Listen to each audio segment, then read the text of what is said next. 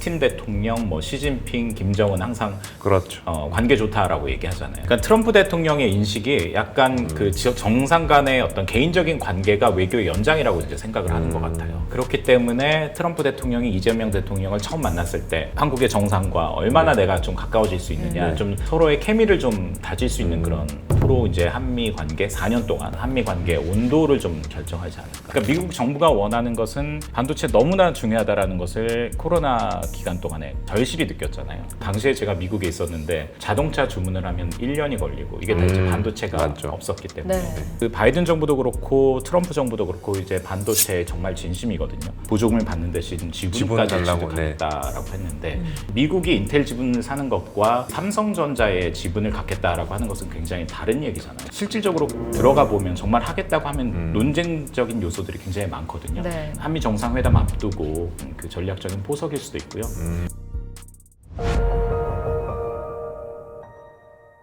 한미 정상회담이 5일 앞으로 다가왔습니다. 네.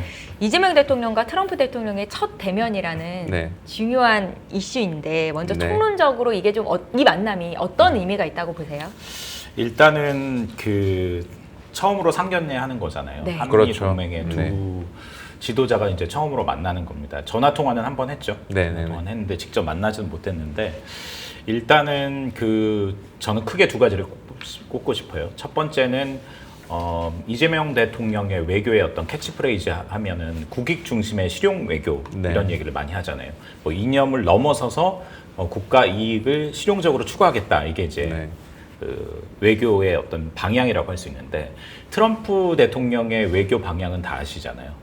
미국 우선주의. 우선주의. 예. 네. 그러니까 사실 쉽게 말하면 한국도 그렇고 미국도 그렇고 둘 다 자국의 이익을 우선주의. 위해서 그렇죠. 외교를 하겠다라는 거잖아요. 근데 정상들이라면 누구나 네. 다 생각해 볼 수 있는 주제긴 한데. 근데 그거를 전면에 지금 내세운 네. 상황이거든요. 바이든 정부 같은 경우는 뭐 민주주의, 자유 뭐 이런 걸 내세웠는데 두 나라 정상 모두 자국의 이익을 중심으로 실용 외교를 하겠다고 했기 때문에 과연 이게 양립할 수 있는지 그리고 동맹국이고 많은 경제적인 교류가 있는 나라이기 때문에 얼마나 교집합을 찾을 수 있는지 이제 이걸 좀 가늠하는 첫 번째 시험대가 된 네. 거고요. 두 번째는 지난번에도 제가 얘기를 했었던 것 같은데 트럼프 대통령의 어떤 특징 캐릭터가 어떤 정상 간의 개인적인 관계, 유대 이런 걸 굉장히 중요하게 생각하잖아요. 뭐 푸틴 대통령, 뭐 시진핑, 김정은 항상 그렇죠. 관계 좋다라고 얘기하잖아요. 나의 뭐 친구다. 친구. 그죠. 뭐. 그러니까 트럼프 대통령의 인식이 약간 그 지역 정상 간의 어떤 개인적인 관계가 외교의 연장이라고 이제 생각을 하는 것 같아요. 보통 민주주의 국가 지도자들하고는 좀 다르죠. 네. 그렇기 때문에 트럼프 대통령이 이재명 대통령을 처음 만났을 때, 네.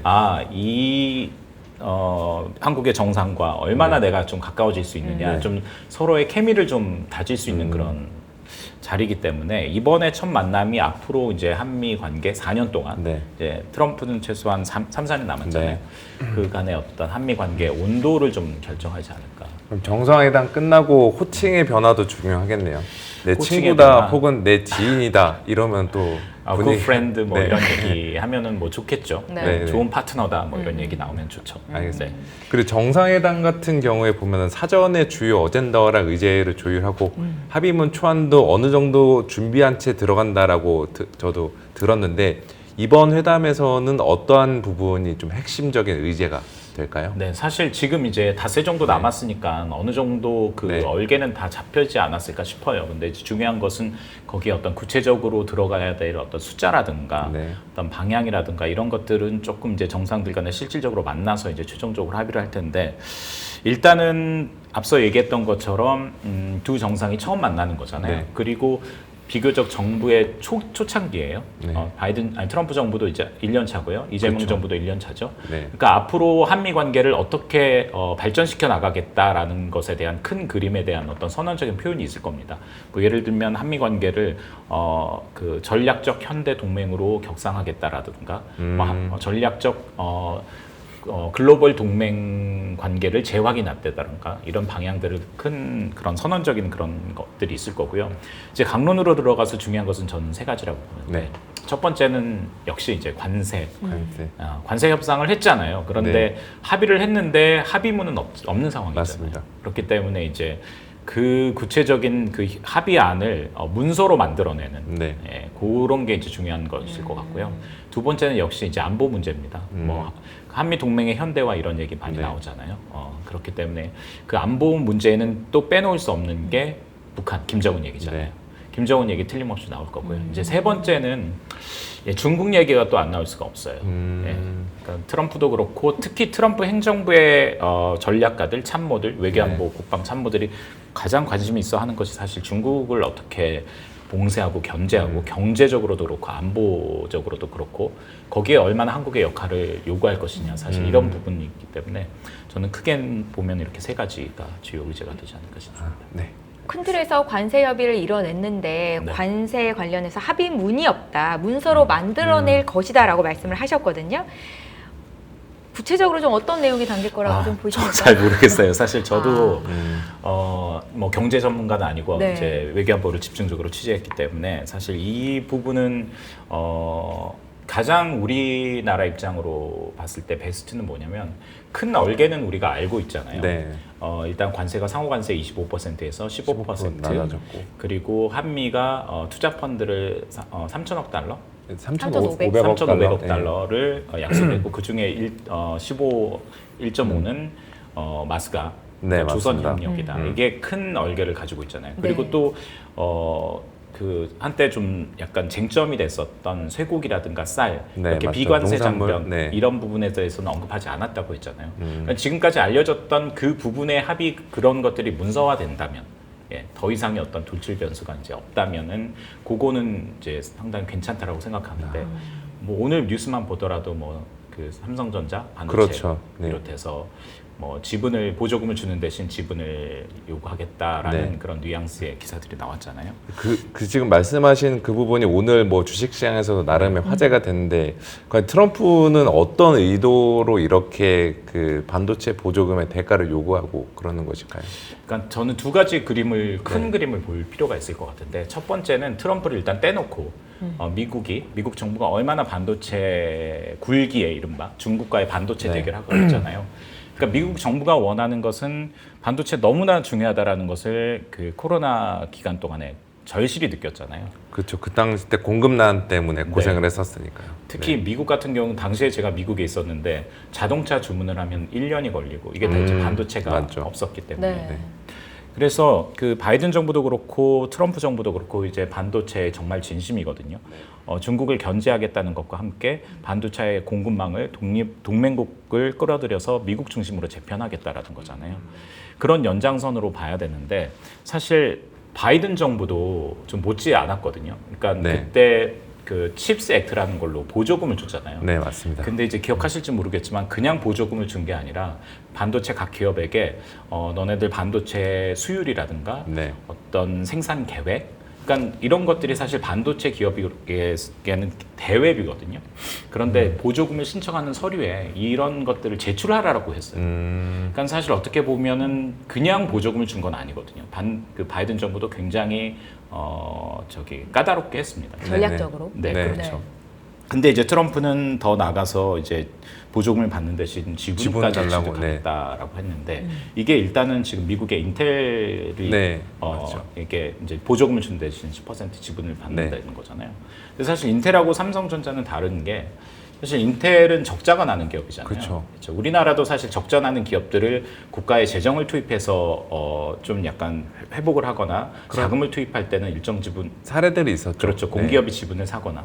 근데 이거는 사실 미국이 인텔 지분을 사는 것과 미국이 삼성전자의 지분을 갖겠다라고 하는 것은 굉장히 다른 얘기잖아요. 자국 기업의 지분 사는 거랑 외국 네. 기업 지분 사는 거랑 좀 엄연히 다르지 않을까? 네, 그렇죠. 그리고 물론 이제 정말 이게 구체화된다고 했을 때 삼성전자 미국 법인의 지분을 갖겠다는 건지 네. 삼성전자 본사의 지분을 갖겠다는 건지 세부적으로 들어가면 굉장히 다른 문제지만 이런 논란이 보여주듯이 굉장히 이게 실질적으로 들어가 보면 정말 하겠다고 하면 논쟁적인 요소들이 굉장히 많거든요. 네. 그런데 이거를 꺼냈다라고 하는 거는 일단은 조금 전략적인 부분이 굉장히 크다고 생각합니다. 그러니까 한미 정상회담 앞두고 반도체 굉장히 중요한데 삼성전자라는 반도체에 굉장히 큰 키를 한국 기업이잖아요. 그렇기 네. 때문에 어떤 그 반도체 관련된 청구서 우리 받겠다라는 라는 것의 어떤 그 전략적인 포석일 수도 있고요. 요거는 조금 더 어떻게 전개될지 지켜봐야 될 것 같습니다. 네. 지금은 단점만 좀 부각이 되는 것 같은데 네. 긍정적인 부분도 우리가 좀 찾아본다면 찾아볼 수 있을 것 같아서 조금 더 지켜보면 알 수 있게 될 것 같습니다. 긍정적인 부분이 없나요? 있을지는 잘 모르겠어요. 그렇죠. 어떻게 생각하세요? 위원님도 같은 전문가 생각이세요? 있으시잖아요. 저도 비슷한 생각이죠. 좋을 거는 그렇게 많지는 미국 같은 않아요. 강대국이 우리나라 삼성전자의 지분을 좀 갖고 있다. 긍정적인 면은 없을까요? 그러면은 주가가 말을 해주겠지만 오늘 주가를 보면은 삼성전자 주가를 보면은 뭐 그렇게 썩 뭐 좋지는 않았잖아요. 아직도 네. 시장에서도 맞습니다. 작가님 말씀대로 일단 좀 지켜보자. 이 판단을 좀 더 우선시하는 것 같습니다. 저도 가장 궁금했던 게 이 뉴스가 나왔을 때 시장이 어떻게 반응할까였는데 일단 한국 주식 시장은 안 좋았었고. 안 좋았. 네. 깜짝 놀랐다라는. 네, 맞습니다. 그렇게 보시면 될 것 같아요. 알겠습니다. 앞서서 그 트럼프 대통령과 이재명 대통령의 첫 만남이 첫 인상이 참 중요하다라는 말씀을 하셨고 그래서 그런지 이번 회담에 특히 국내 4대 그룹을 포함한 주요 기업 총수들이 경제 사절단으로 동행할 예정이라고 알고 있는데 이번 회담에 우리 기업들도 관심이 좀 많이 있는 거죠. 네, 그렇죠. 이제 예. 관세 문제가 굉장히 걸려 있고 네. 지금 얘기한 보조금이라든가 또 투자를 굉장히 크게 하겠다라고 약속을 했잖아요. 근데 기업 입장에서는 이 투자를 했을 때 어느 곳에 할지 그리고 투자를 실질적으로 진행했을 때 투자 수익은 어떻게 배분할지 환수할지 이런 것들이 굉장히 굉장히 큰 관심사잖아요. 네. 그렇기 때문에 그런 부분에 있어서 기업이 굉장히 관심을 가질 거고요. 이제 두 번째는 사실 한미 관계에서 지금 과거에는 한미 관계에서 중요한 것이 안보 동맹이었거든요. 네. 근데 지금은 경제 안보 동맹이에요. 그 말은 다시 말해서 좀 긍정적으로 해석하면 한국 기업들이 굉장히 그만큼 파워가 커졌다라는 얘기잖아요. 네. 그렇죠. 사실 제가 미국에 있을 때도 한국의 정치인들이 미국 가서 미국 정치인들이나 뭐 주지사나 상원의원 만나는 거 쉽지 않았어요. 그런데 한국에 재벌이 가잖아요. 그러면 저기 뭐 조지아주 주지사, 네. 상원의원, 그러니까 한국 기업이 재벌 기업이 투자하는 그 지역의 그 공장들 현대차 공장, 기아차 공장. 공장에 네. 뭐 상원의원, 주지사들 호텔에서 만나자 그러면 아침에 열심히 달려옵니다. 왜냐하면 그만큼 투자 받을 수 있고 일자리 얻을 수 있고 그러면 자기 지역구를 다지는 것이고 네. 선거에 그렇죠. 유리하기 때문에 그만큼 한국의 경제력, 제조업이 미국을 상대로 했을 때 레버리지가 된다라는 얘기거든요. 그렇기 때문에 이제 한국 입장에서는 정부 입장에서는 같이 가는 게 좋을 거고요. 또 어제 보니까 이제 한국 기업 총수들하고 이제 간담회도 했더라고요. 네. 아마 이런 이야기들이 오갔을 것 같아요. 그러니까 한국 기업들이 한국 정부 못지않게 현지의 정보력이 굉장히 좋거든요. 아무래도 비즈니스를 하다 보니까 네네네. 잘 아시겠지만 기업인들만큼 돈이 왔다 갔다 하는 그 영역에 있는 만큼 정보가 풍부한 곳이 없잖아요. 네, 맞습니다. 그렇기 때문에 아마 정부와 또 재계가 가지고 있는 미국 그리고 트럼프 또 워싱턴 조야에 대한 어떤 정보라든가 접근 방법 이런 것들도 이제 서로 의논하고 좀 주고받고 논의하고 뭐 이러지 않았을까 싶습니다. 네, 알겠습니다. 그리고 트럼프 대통령은 과거에 또 방위비 분담금 대폭 인상을 네. 요구한 바가 있고 이번 정상회담에서도 동맹 현대화 이거와 연계한 방위비 증액 요구가 다시 한번 제기될 가능성이 있다라고 지금 관측이 되고 있는데 네. 지금 여기서 요즘에 자주 나오고 있는 동맹 현대화 이게 구체적으로 뭘 의미하는 건지 좀 알 수 있을까요? 현대화하면 굉장히 좀 좋은 네, 뉘앙스를 맞습니다. 담고 있잖아요. 그렇기 네. 때문에 그 동맹 현대화를 좀 한마디로 정의하면 이제 한미 동맹이 70년이 됐잖아요. 그 70년 동안 얼마나 많이 변했겠습니까? 네네. 그렇기 때문에 한미 동맹을 지금 현재 정세와 상황에 맞도록 우리가 조율하자라는 겁니다. 그러니까 일단은 과거에는 이제 한미 동맹이 태생한 게 북한의 남침에 의한 그렇죠. 거잖아요. 그래서 북한을 억제하기 위한 것. 과거에는 그러니까 동맹이라는 것은 사실 전쟁을 하기 위해서 맺어진 연합체거든요. 근데 전쟁의 양상이 달라졌어요.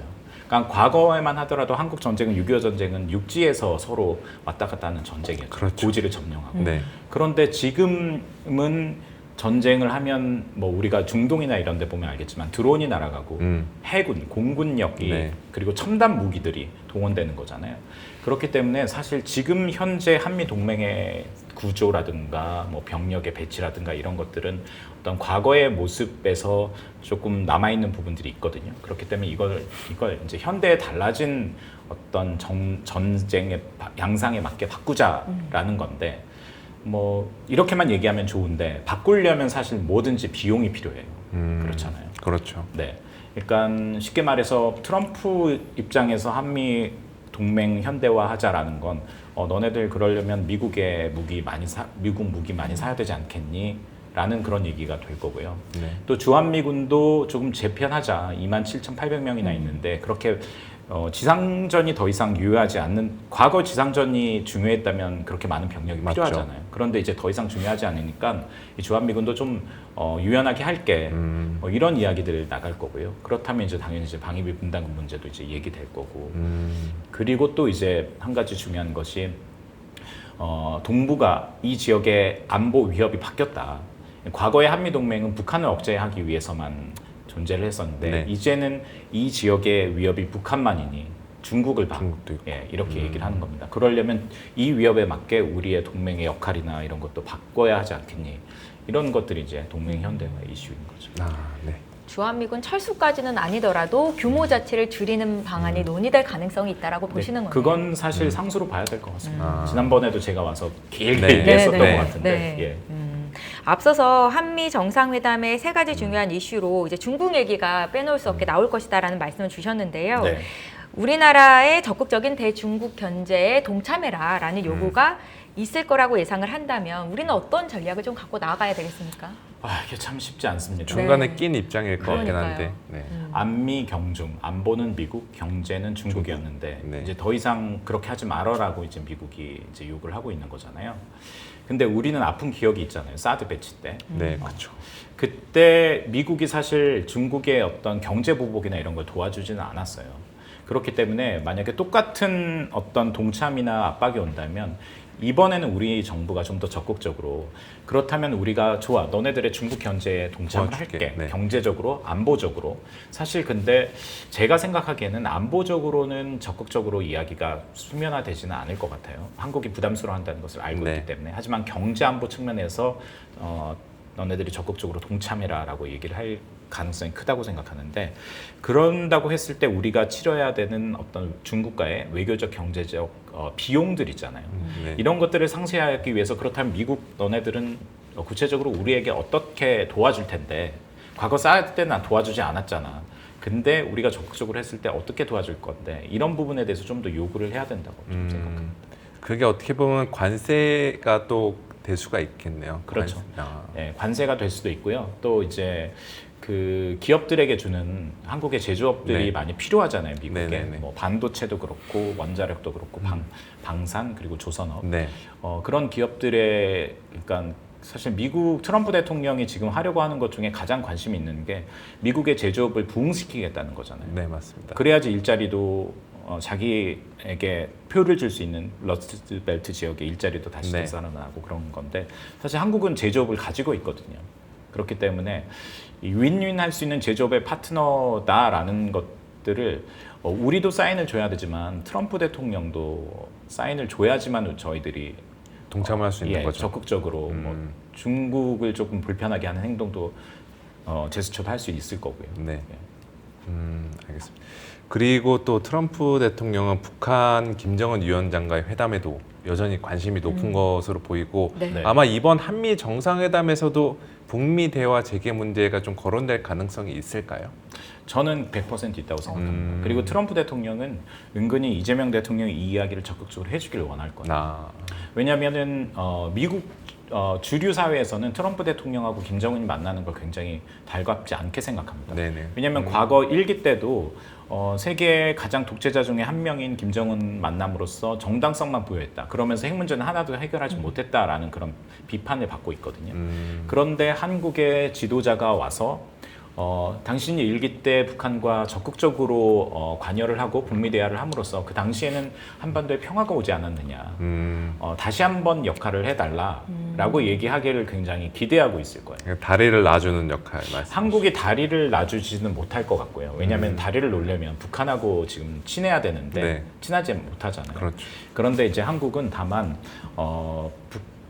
미국보다는 이 북한 문제를 해결하는 데 있어서 많은 아이디어들이 있거든요. 그런 것들을 좀 더 적극적으로 제안해 주기를 원할 거고요.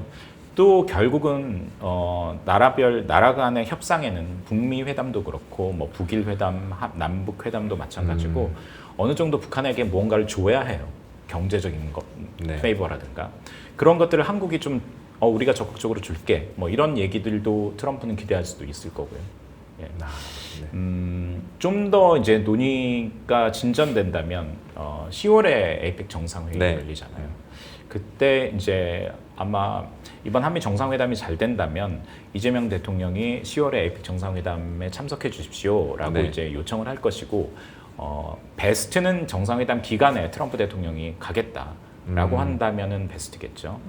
그리고 또 이제 한국 정부는 틀림없이 뭐 중국의 시진핑 주석도 참석하기를 원할 네. 텐데 그런 10월에 큰 빅 외교 이벤트를 앞두고 뭔가 북한과 적극적으로 해볼 만한 그런 아이디어들을 한국 정부가 많이 제공한다면 트럼프 입장에서는 마다할 이유는 없을 것 같습니다.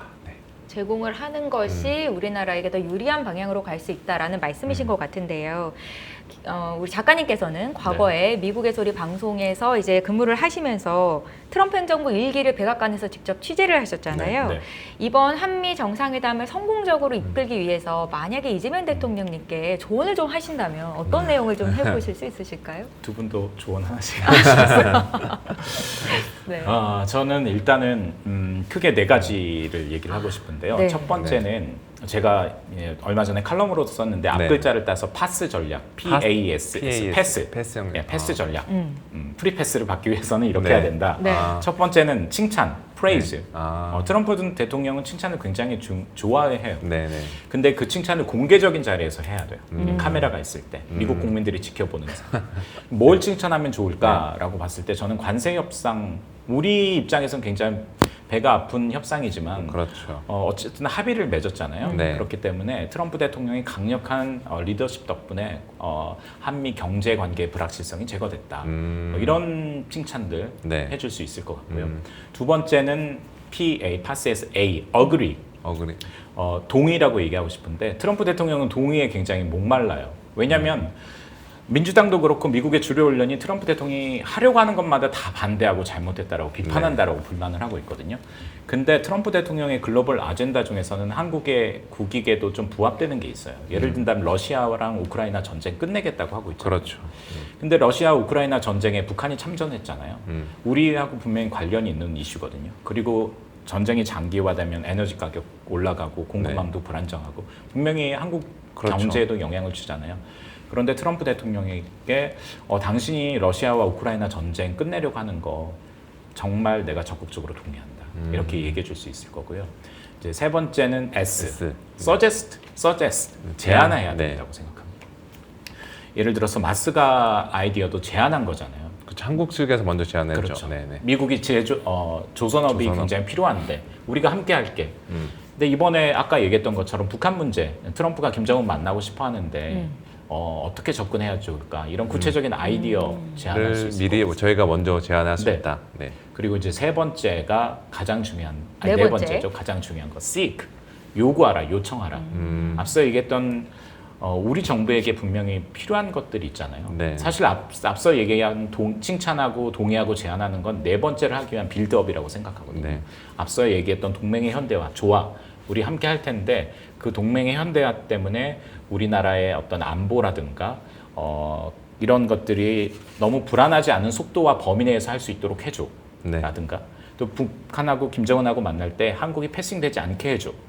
우리가 중국의 견제에 동참할 텐데 그것 때문에 우리가 불이익 당하지 않도록 해줘. 라고 적극적으로 요청할 수 있을 거고요. 또 한미 경제 관계에서 더 이상 불확실성 요소가 있지 않도록 해줘. 이런 부분들을 적극적으로 요구해야 된다고 생각합니다. 네, 알겠습니다. 지금 말씀해주신 그 네 가지 전략을 잘 짠다면 앞서 이제 백악관에 먼저 출입했던 해외 정상들의 곤욕을 우리 대통령은 치르지 않을 수 있다 이렇게 좀 보시는 거예요. 돌발 변수가 발생할 확률을 줄일 수 있다. 좀 이렇게 봐도 될까요? 그렇죠. 그리고 한 가지 덧붙이고 싶은 건 네. 트럼프 그날 하루 기분에 따라서 굉장히 트럼프가 너무 어렵네요. 네. 근데 그 네. 기분을 네. 어떻게 알 수 있냐면 트럼프 그 트루 소셜 보면은 네. 알 수 있거든요. 아. 아침 일찍 일어나서 올리잖아요. 네, 그렇죠. 그거 보고 오늘 트럼프 기분이 그리고 트럼프의 관심사가 뭐구나 네. 한번 보고 가면 좋을 것 같아요.